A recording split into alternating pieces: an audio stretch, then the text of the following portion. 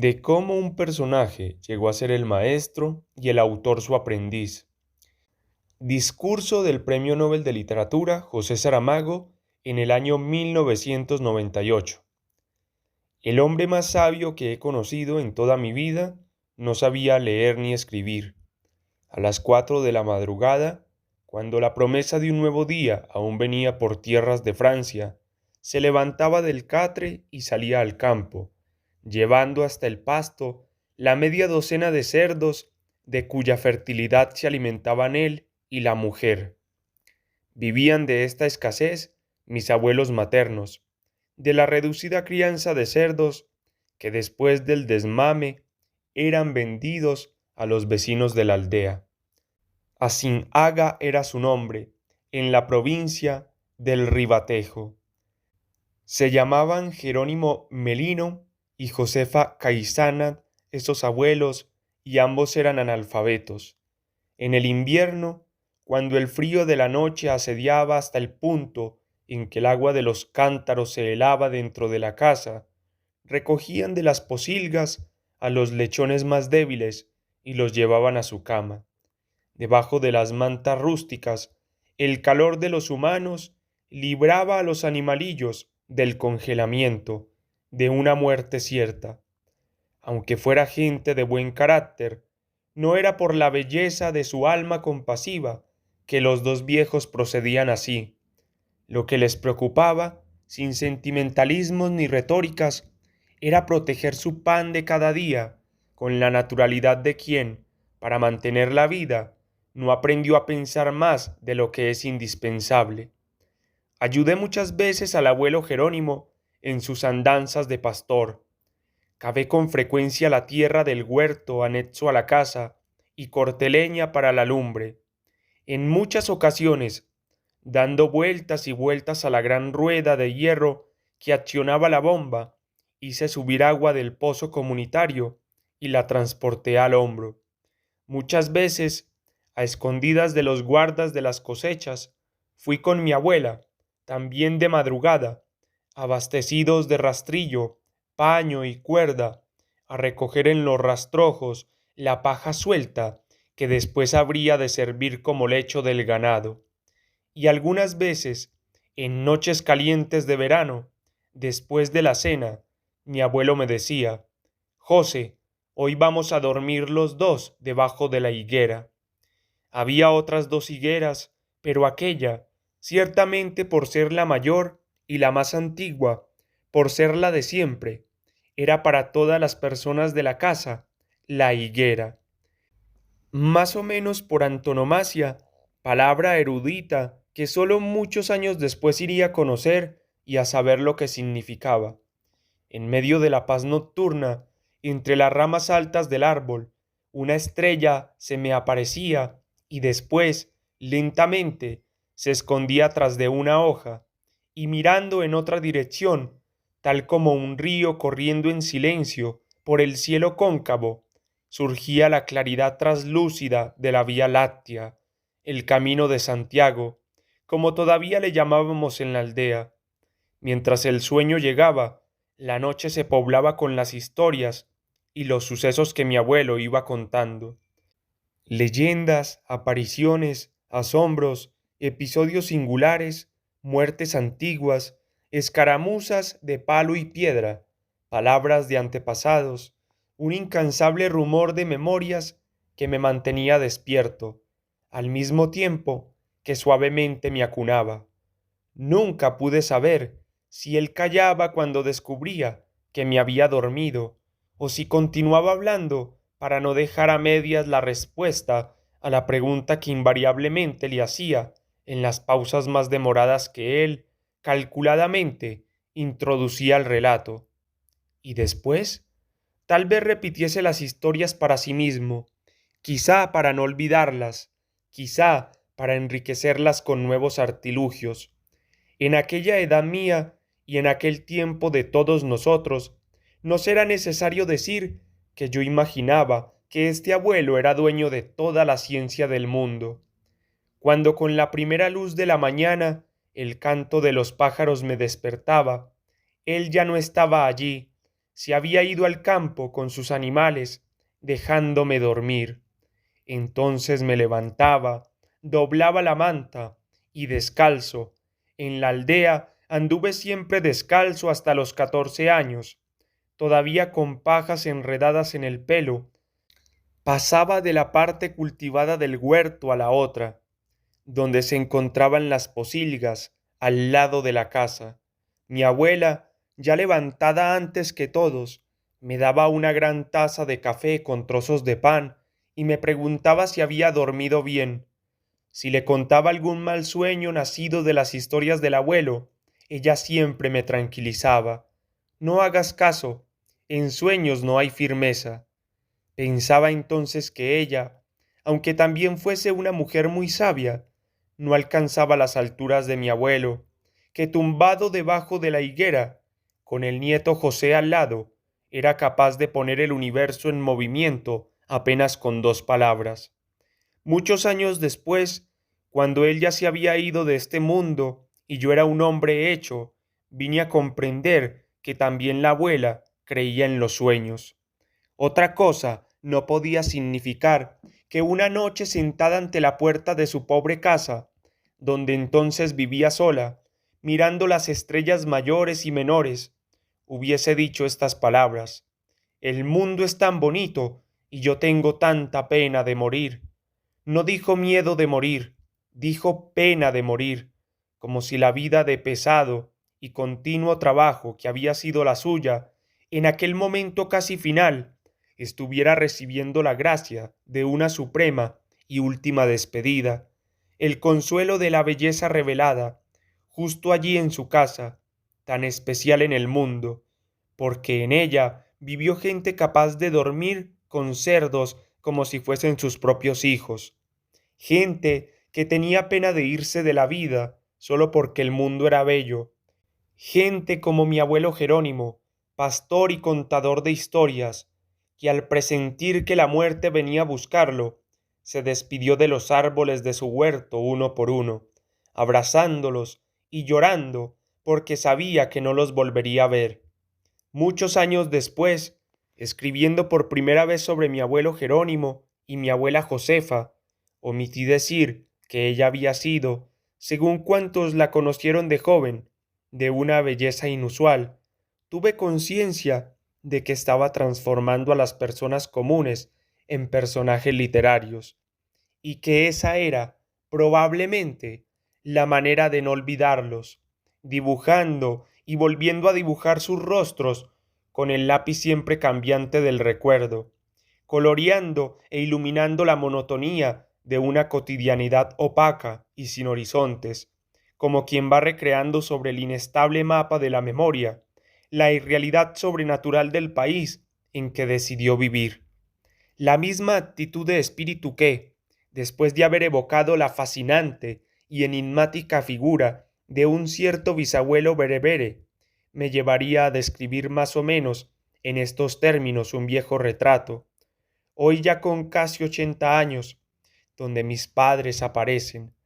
Están los dos de pie, bellos y jóvenes, de frente ante el fotógrafo, mostrando en el rostro una expresión de solemne gravedad, que es tal vez temor frente a la cámara. En el instante en que el objetivo va a fijar de uno y del otro la imagen que nunca más volverán a tener, porque el día siguiente será implacablemente otro día. Mi madre apoya el codo derecho en una alta columna y sostiene en la mano izquierda, caída a lo largo del cuerpo, una flor. Mi padre pasa el brazo por la espalda de mi madre y su mano callosa aparece sobre el hombro de ella como un ala. Ambos pisan tímidos un tapete florido. La tela que sirve de fondo postizo al retrato muestra unas difusas e incongruentes arquitecturas neoclásicas. Y terminaba: tendría que llegar un día en que contaría estas cosas. Nada de esto tiene importancia a no ser para mí. Un abuelo berebere, llegado del norte de África, otro abuelo pastor de cerdos, una abuela maravillosamente bella, unos padres graves y hermosos, una flor en un retrato. ¿Qué otra genealogía puede importarme? ¿En qué mejor árbol me apoyaría? Escribí estas palabras hace casi 30 años, sin otra intención que no fuese reconstruir y registrar instantes de la vida de las personas que me engendraron y que estuvieron más cerca de mí, pensando que no necesitaría explicar nada más para que se supiese de dónde vengo y de qué materiales se hizo la persona que comencé siendo, y aquella en que poco a poco me he convertido. Ahora descubro que estaba equivocado. La biología no determina todo, y en cuanto a la genética, muy misteriosos habrán sido sus caminos para haber dado una vuelta tan larga. A mi árbol genealógico, perdóneseme la presunción de designarlo así, siendo tan menguada la sustancia de su savia, no le faltaban sólo algunas de aquellas ramas que el tiempo y los sucesivos encuentros de la vida van desgajando del tronco central. También le faltaba a alguien que ayudase a sus raíces a penetrar hasta las capas subterráneas más profundas, que apurase la consistencia y el sabor de sus frutos, que ampliase y robusteciese su copa para hacer de ella abrigo de aves migratorias y amparo de nidos.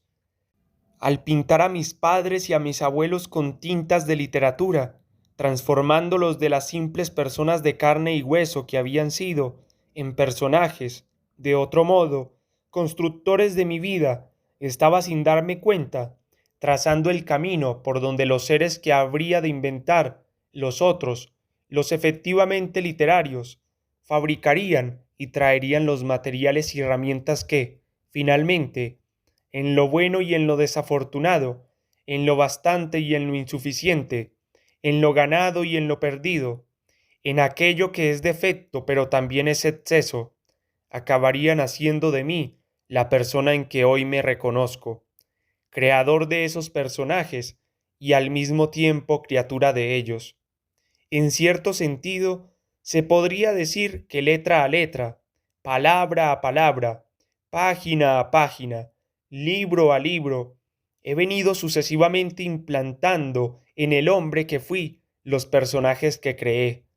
Considero que sin ellos no sería la persona que hoy soy.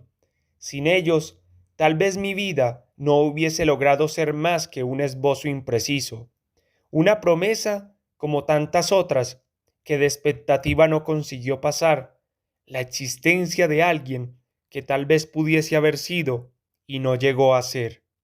Ahora soy capaz de ver con claridad quiénes fueron mis maestros de vida, los que más intensamente me enseñaron el duro oficio de vivir, esas decenas de personajes de novela y de teatro que en este momento veo desfilar ante mis ojos, esos hombres y esas mujeres hechos de papel y de tinta, esa gente que yo creía guiar de acuerdo con mis conveniencias de narrador y obedeciendo a mi voluntad de autor, como títeres articulados, cuyas acciones no pudiesen tener más efecto en mí que el peso soportado y la tensión de los hilos con que los movía. De esos maestros el primero fue, sin duda, un mediocre pintor de retratos que designé simplemente por la letra H, protagonista de una historia a la que creo razonable llamar de doble iniciación, la de él, pero también, de algún modo, la del autor del libro, titulada Manual de Pintura y Caligrafía, que me enseñó la honradez elemental de reconocer y acatar, sin resentimientos ni frustraciones, sus propios límites, pues sin poder ambicionar aventurarme más allá de mi pequeño terreno de cultivo, me quedaba la posibilidad de cavar hacia el fondo, hacia abajo, hacia las raíces, las mías, pero también las del mundo, si podía permitirme una ambición tan desmedida. No me compete a mí, claro está, evaluar el mérito del resultado de los esfuerzos realizados, pero creo que soy patente que todo mi trabajo, de ahí para adelante, obedeció a ese propósito y a ese principio. Vinieron después los hombres y las mujeres del Alentejo, aquella misma hermandad de condenados de la tierra a que pertenecieron mi abuelo Jerónimo y mi abuela Josefa, campesinos rudos, obligados a alquilar la fuerza de los brazos a cambio de un salario y en condiciones de trabajo que sólo merecerían el nombre de infames, padeciendo una vida a la que los seres cultos y civilizados que nos preciamos de ser, llamamos según las ocasiones, preciosa, sagrada y sublime. Gente popular que conocí, engañada por una iglesia tan cómplice como beneficiaria del poder del Estado y de los latifundistas. Gente permanentemente vigilada por la policía. Gente, cuántas y cuántas veces, víctima inocente de las arbitrariedades de una justicia falsa. 3 generaciones de una familia de campesinos, los Mau Tempot, desde el comienzo del siglo hasta la Revolución de abril de 1974, que derrumbó la dictadura, pasan por esa novela a la que titulé Levantado del suelo.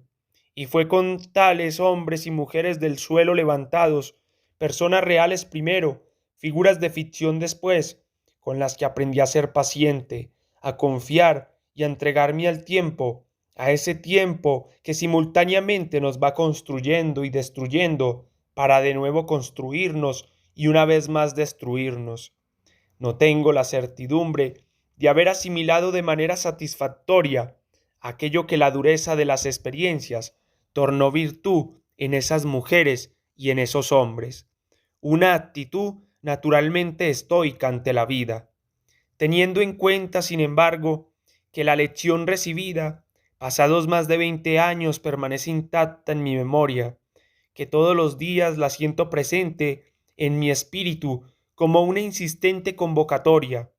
No he perdido hasta ahora la esperanza de llegar a ser un poco más merecedor de la grandeza de los ejemplos de dignidad que me fueron propuestos en la inmensidad de las planicies de Alentejo. El tiempo lo dirá. ¿Qué otras lecciones podría yo recibir de un portugués que vivió en el siglo XVI, que compuso las rimas y las glorias, los naufragios y los desencantos patrios de Os Luisiadas, que fue un genio poético absoluto, el mayor de nuestra literatura, por mucho que eso pese a Fernando Pessoa, que asimismo se proclamó como el Super Camões de ella?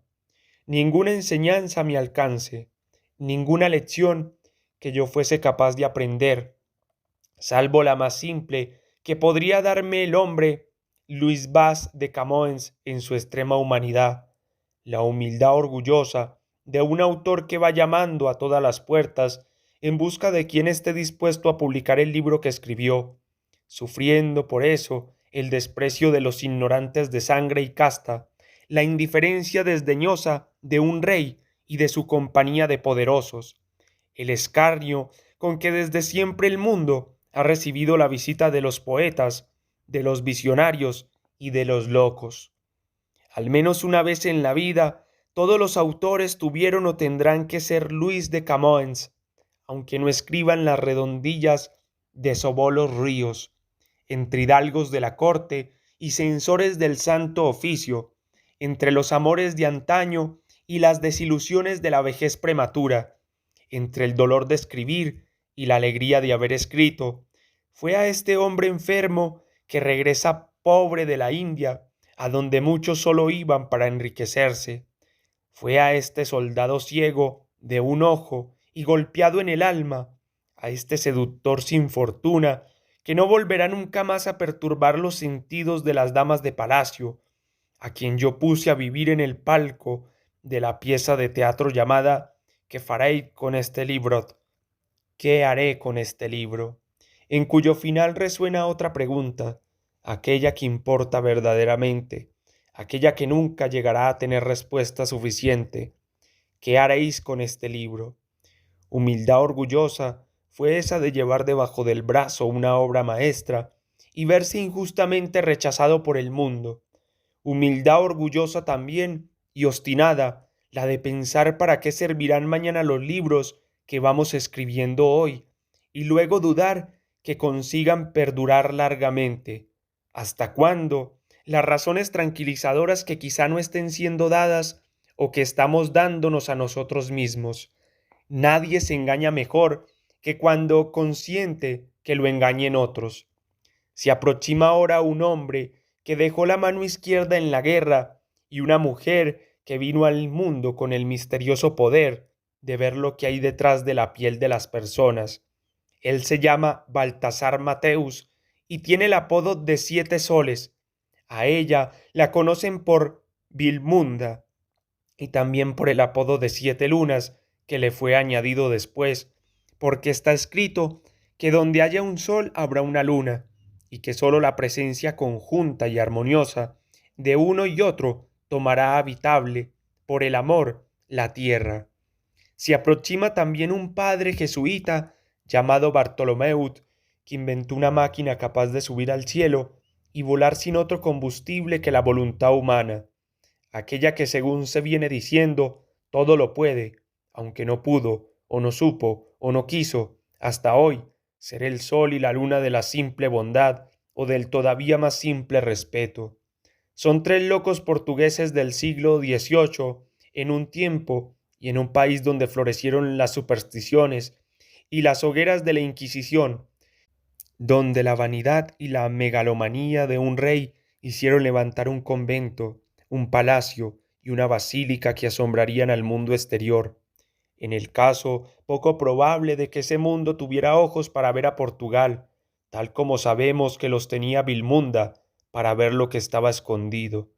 Y también se acerca una multitud de millares de hombres con las manos sucias y callosas, con el cuerpo exhausto de haber levantado durante años sin fin, piedra a piedra, los muros implacables del convento, las alas enormes del palacio, las columnas y las pilastras, los aéreos campanarios, la cúpula de la basílica suspendida sobre el vacío, mientras los sonidos que estamos oyendo son del clavicordio del Domenico Scarlatti, que no sabe si debe reír o llorar. Esta es la historia del Memorial del Convento, un libro donde el aprendiz de autor, gracias a lo que le venía siendo enseñado desde el antiguo tiempo de sus abuelos Jerónimo y Josefa, consiguió escribir palabras como estas, que no carecen de alguna poesía. Además de la conversación de las mujeres, son los sueños los que sostienen al mundo en su órbita, pero son también los sueños los que le hacen una corona de lunas. Por eso el cielo es el resplandor que hay dentro de la cabeza de los hombres, si no es la cabeza de los hombres el propio y único cielo. Que así sea. De las lecciones de poesía, algunas cosas sabía ya el adolescente, aprendidas en sus libros de texto, cuando en una escuela de enseñanza profesional de Lisboa andaba preparándose para el oficio que ejerció en el comienzo de su vida de trabajo, el de mecánico cerrajero. Tuvo también buenos maestros de arte poética en las largas horas nocturnas que pasó en bibliotecas públicas, leyendo al azar libros y catálogos sin orientación, sin alguien que le aconsejase, con el mismo asombro creador del navegante que va inventando cada lugar que descubre. Pero fue en la biblioteca de la Escuela Industrial donde el año de la muerte de Ricardo Reis comenzó a ser escrito. Allí encontró un día este aprendiz de cerrajero, tendría entonces 17 años, una revista, Atena era su título, en que había poemas firmados con aquel nombre, y naturalmente, siendo tan mal conocedor de la cartografía literaria de su país, pensó que existía en Portugal un poeta que se llamaba así, Ricardo Reis. No tardó mucho tiempo en saber que el poeta propiamente dicho había sido un tal Fernando Nogueira Pessoa, que firmaba poemas con nombres de poetas inexistentes, nacidos en su cabeza, y que llamaba heterónimos, palabra que no figuraba en los diccionarios de la época, por lo que le costó tanto saber su significado. Aprendió de memoria muchos poemas de Ricardo Reis, para ser grandes e íntegro, por cuanto es mínimo lo que haces, pero no podía resignarse, a pesar de ser tan joven e ignorante, a que un espíritu superior hubiese podido concebir, sin remordimiento, este verso cruel. Sabido es el que se contenta con el espectáculo del mundo. Mucho, mucho tiempo después, El aprendiz de escritor, ya con los cabellos blancos y un poco más sabio que sus propias sabidurías, se atrevió a escribir una novela para mostrar al poeta de las odas algo de lo que era el espectáculo del mundo, en ese año de 1936, en que lo puso a vivir sus últimos días, la ocupación de la Renaide por el ejército nazi, la guerra de Franco contra la República Española, la creación por Salazar de las milicias fascistas portuguesas. Fue como si estuviese diciéndole: he aquí el espectáculo del mundo, mi poeta de las amarguras serenas y del escepticismo elegante. Disfruta, goza, contempla, ya que estar sentado es tu sabiduría. El año de la muerte de Ricardo Reis terminaba con unas palabras melancólicas: aquí donde el mar acabó y la tierra espera.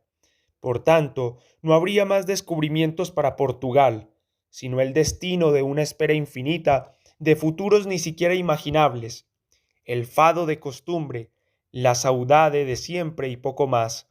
Entonces el aprendiz imaginó que tal vez hubiese una manera de volver a lanzar los barcos al agua, mover la propia tierra y ponerla a navegar mar adentro, fruto inmediato del resentimiento colectivo portugués por los desdenes históricos de Europa.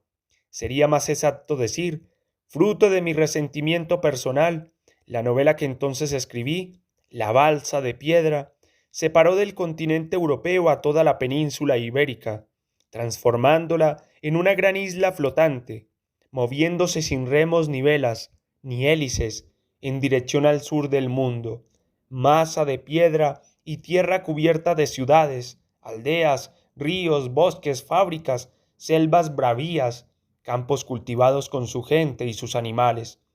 Camino de una utopía nueva, el encuentro cultural de los pueblos peninsulares con los pueblos del otro lado del Atlántico. Desafinado así, a tanto se atrevió mi estrategia, el dominio sofocante que los Estados Unidos de la América del Norte vienen ejerciendo en aquellos parajes.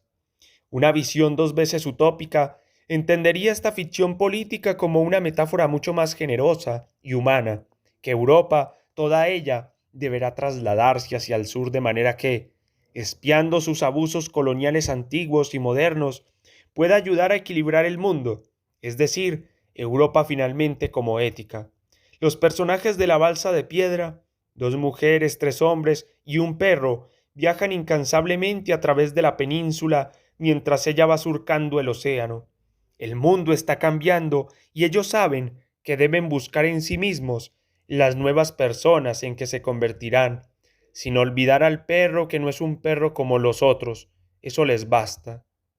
Se acordó entonces el aprendiz que en otros tiempos de su vida había hecho algunas revisiones de pruebas de libros y que si en la balsa de piedra hizo, por decirlo así, revisión del futuro, no estaría mal que revisara ahora el pasado inventando una novela que se llamaría Historia del Cerco de Lisboa, en la que un corrector trabajando un libro del mismo título, aunque de historia, y cansado de ver cómo la historia cada vez es menos capaz de sorprender, decidió poner en lugar de sí un no, subvirtiendo la autoridad de las verdades históricas.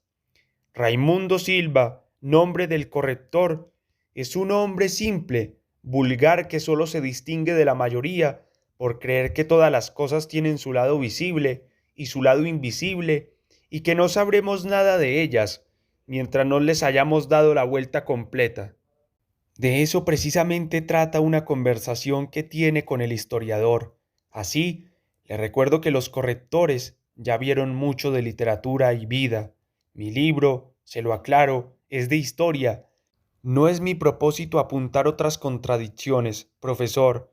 En mi opinión, todo cuanto no sea vida es literatura. La historia también. La historia sobre todo, sin querer ofender, y la pintura, y la música. La música va resistiéndose desde que nació. Unas veces va, otras viene. Quiere librarse de la palabra, supongo que por envidia, pero regresa siempre a la obediencia.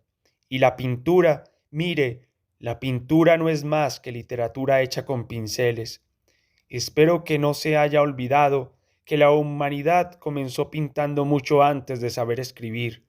Conoce el refrán: Si no tienes perro, casa con el gato, o dicho de otra manera, quien no puede escribir, pinta o dibuja, es lo que hacen los niños. Lo que usted quiere decir, con otras palabras, es que la literatura ya existía antes de haber nacido. Sí, señor, como el hombre, con otras palabras, antes de serlo ya era. Me parece que usted equivocó la vocación. Debería ser historiador. Me falta preparación, profesor. ¿Qué puede un simple hombre hacer sin preparación? Mucha suerte he tenido viniendo al mundo con la genética organizada, pero, por decirlo así, en estado bruto y después sin más pulimiento que las primeras letras que se quedaron como únicas. Podía presentarse como autodidacta, producto de su digno esfuerzo. No es ninguna vergüenza. Antiguamente la sociedad estaba orgullosa de sus autodidactas. Eso se acabó. Vino el desarrollo y se acabó. Los autodidactas son vistos con malos ojos. Solo los que escriben versos o historias para distraer están autorizados a ser autodidactas. Pero yo para la creación literaria no tengo habilidad. Entonces métase a filósofo. Usted es un humorista. Cultiva la ironía. Me pregunto cómo se dedicó a la historia, siendo ella tan grave y profunda ciencia. Soy irónico. Solo en la vida real ya me parecía a mí que la historia no es la vida real. Literatura sí, y nada más. Pero la historia fue vida real en el tiempo en que todavía no se le podía llamar historia. Entonces usted cree, profesor, que la historia es la vida real. Lo creo, sí, que la historia fue vida real, quiero decir, no tengo la menor duda. ¿Qué sería de nosotros si el de la Taur, que todo lo borra, no existiese? Suspiró el revisor. Añadiré que el aprendiz conoció con Raimundo Silva la lección de la duda. Ya era hora. Fue probablemente este aprendizaje de la duda el que le llevó, 2 años más tarde, a escribir el Evangelio según Jesucristo. Es cierto, y él lo ha dicho, que las palabras del título le surgieron por efecto de una ilusión óptica, pero es legítimo que nos interroguemos si no habría sido el sereno ejemplo del corrector el que, en ese tiempo, le anduvo preparando el terreno de donde habría de brotar la nueva novela. Esta vez no se trataba de mirar por detrás de las páginas del Nuevo Testamento a la búsqueda de contradicciones, sino de iluminar con una luz rasante la superficie de esas páginas, como se hace con una pintura para resaltarle los relieves, las señales de paso, la oscuridad de las depresiones. Fue así como el aprendiz, ahora rodeado de personajes evangélicos, leyó, como si fuese por primera vez, la descripción de la matanza de los inocentes, y habiendo leído, no comprendió. No comprendió que pudiese haber mártires de una religión que tuvo que esperar 30 años para que su fundador pronunciase la primera palabra de ella. No comprendió que no hubiese salvado la vida de los niños de Belén, siendo él precisamente la única persona que lo podría haber hecho. No comprendió la ausencia, en José, de un sentimiento mínimo de responsabilidad, de remordimiento, de culpa o siquiera de curiosidad, después de volver de Egipto con su familia. Ni se podrá argumentar en defensa de la causa que fue necesario que los niños de Belén murieran para que se pudiese salvar la vida de Jesús. El simple sentido común que a todas las cosas, tanto a las humanas como a las divinas, debería presidir, está ahí para recordarnos que Dios no enviaría a su Hijo a la tierra con el encargo de redimir los pecados de la humanidad, para que muriera a los 2 años de edad, degollado por un soldado de Herodes. En ese Evangelio escrito por el aprendiz, con el respeto que merecen los grandes dramas, José será consciente de su culpa, aceptará el remordimiento en castigo de la falta que cometió y se dejará conducir a la muerte casi sin resistencia, como si eso le faltase todavía para liquidar sus cuentas con el mundo. El Evangelio del aprendiz no es, por tanto, otra leyenda edificante de bienaventurados y de dioses, sino la historia de unos cuantos seres humanos sujetos a un poder contra el cual luchan, pero al que no pueden vencer. Jesús, que heredará las sandalias con las que su padre había pisado el polvo de los caminos de la tierra, también heredará de él el sentimiento trágico de la responsabilidad y de la culpa, que nunca más lo abandonará, incluso cuando levante la voz desde lo alto de la cruz. Hombres, perdonadle, porque él no sabe lo que hizo, refiriéndose al Dios que lo llevó hasta allí, o quizá recordando en su última agonía a su Padre auténtico, aquel que en la carne y en la sangre humanamente lo engendró. Como se ve, el aprendiz había hecho un largo viaje cuando en el herético Evangelio escribió las últimas palabras del diálogo ocurrido en el templo entre Jesús y el escriba.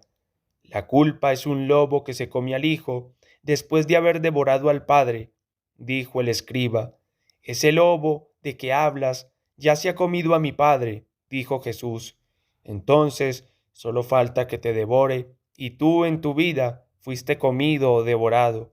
No solo comido y devorado, también vomitado, respondió el escriba. Si el emperador Carlomagno no hubiera establecido en el norte de Alemania un monasterio, si ese monasterio no fuera el origen de la ciudad de Münster, si Münster no hubiese querido celebrar los 1200 años de su fundación con una ópera sobre la pavorosa guerra que enfrentó en el siglo XVI a protestantes, anabatistas y católicos, el aprendiz no habría escrito la pieza de teatro que tituló In nomine Dei. Una vez más, sin otro auxilio que la pequeña luz de su razón, el aprendiz penetró en el oscuro laberinto de las creencias religiosas, aquellas que con tanta facilidad llevan a los seres humanos a matar y a dejarse matar. Y lo que vio fue nuevamente la máscara horrenda de la intolerancia, una intolerancia que en Münster alcanzó el paroxismo demencial, una intolerancia que insultaba la propia causa que ambas partes proclamaban defender, porque no se trataba de una guerra en nombre de dos dioses, sino de una guerra en nombre de un mismo Dios. Ciegos por sus propias creencias, los anabatistas y los católicos de Münster no fueron capaces de comprender la más clara de todas las evidencias.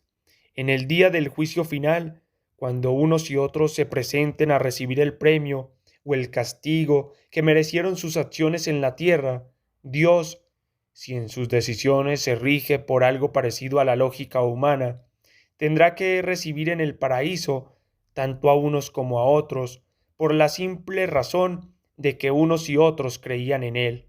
La terrible carnicería de Münster enseñó al aprendiz que, al contrario de lo que prometieron las religiones, nunca sirvieron para aproximar a los hombres, y que la más absurda de todas las guerras es una guerra religiosa, teniendo en consideración que Dios no puede, aunque lo quisiese, declararse la guerra a sí mismo.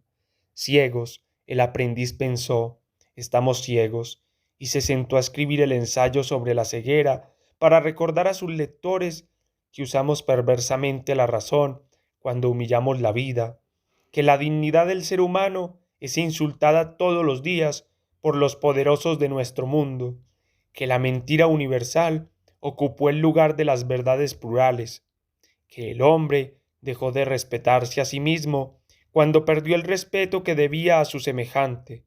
Después el aprendiz, intentando exorcizar a los monstruos engendrados por la ceguera de la razón, se puso a escribir la más simple de todas las historias. Una persona que busca a otra persona solo porque ha comprendido que la vida no tiene nada más importante que hallar a un ser humano. El libro se llama Todos los nombres. No escritos, todos nuestros nombres están allí, los nombres de los vivos y los nombres de los muertos. Termino. La voz que leyó estas páginas quiso ser el eco de las voces conjuntas de mis personajes. No tengo, pensándolo bien, más voz que la voz que ellos tuvieron. Perdónenseme si les pareció poco esto, que para mí es todo.